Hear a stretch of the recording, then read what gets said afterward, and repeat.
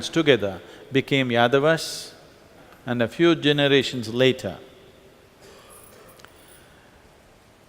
Vasudeva was born. Vasudeva's sister was Preeta and Suradevi. These two sisters, Preeta was given as in adoption to his brother Kuntiboja, who did not have children. So he loved this girl so much that he gave his own name to her. Instead of calling her Preeta, he called her Kunti. Vasudeva had two wives, Devaki and Rohini. Devaki had a brother whose name was Kamsa. Kamsa was born out of a rape.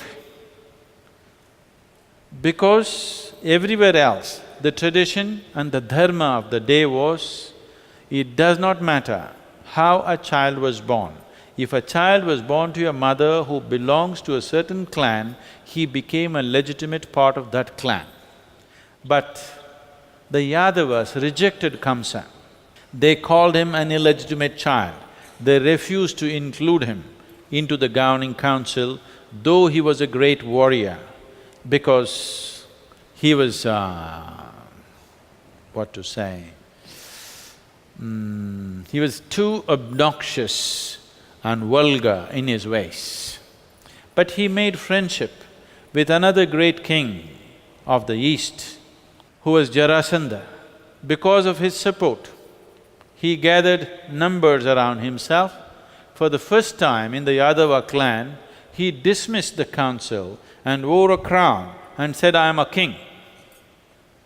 There was no monarchy in the Yadava clan, but Kamsa came in and claimed that I am the king and dismissed the governing council of elders. So once he was the king, he was the undisputed power, so he went about doing things in his own crude ways. People suffered much, but they couldn't do anything because he had great friends. Jarasandha was a very big force, so nobody dared to oppose Kamsa. He was cursed that he will be killed by his sister's child. When he came to know that Devaki's children, eighth child of Devaki is going to kill him, he said, "I will take care of this, don't you worry," and he imprisoned Devaki and Vasudeva. And they have to count, eighth child is going to kill. You could make mistakes. Suppose you miss the eighth one and I thought it's the seventh one or something happened, you don't want to risk your life. So first child was born and that day Kamsa walked in, a just born infant, he picked it up, holding its legs and smashed it on the floor.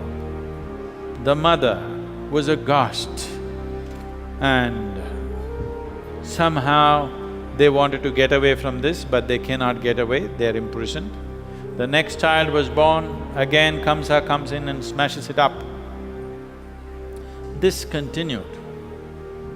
Then the eighth child is to be born. On the other side of the river, in Gokul, the other wife, Rohini, has borne a son whose name is Balaram, who is a little elder. He is before Krishna, and Krishna used to be born. Now they are determined that they must somehow make this child survive, not just for the sake of the child, because they want this tyranny to end. So many things are said, but basically they hired certain occult people who put the soldiers who were guarding the prison to sleep. And Vasudeva took the just born child across the river, and there Yashoda, Nanda's wife Yashoda, had delivered a girl. So he placed this just born male child there, took away the female child, brought it back here. So when Kamsa came in the morning and saw the child is a girl, He couldn't believe it because the eighth one is supposed to be a boy and he's supposed to be his killer. But he doesn't want to take a chance. Who knows? A girl can turn into a boy tomorrow. Why take a chance with your life? So he tried to pick it up. So Devaki pleaded, see, it's just a girl. She's not going to kill you.